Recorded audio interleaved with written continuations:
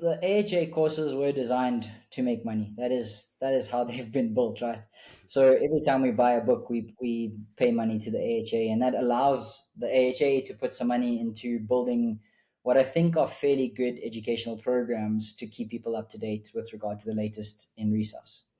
Are those courses always very applicable in the third world? Probably not.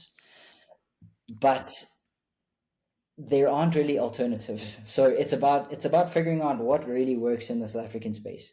So what we found in the rocket space is that ACLS is actually really important because those periods just before the cardiac arrest and mitigating cardiac arrest is basically our whole job, is trying to stop the patient from going into arrest, and then if they do arrest, it's managing that arrest. The ACLS and the PULS are really good evidence-based ways to keep people up to date, and the AHF have put a lot of time and effort into making the educational experience really worthwhile.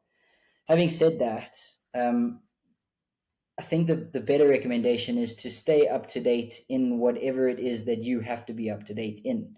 So I know for our team, the vast majority of our interactions are around amazing pain management, very good ventilation, recognizing the septic shock patient, recognizing the bleeding and PPH patients. And we spend a lot of time, even when we do ACLS with our teams, speaking about those particular cases because that's where you're going to make the biggest difference for my rocket team specifically.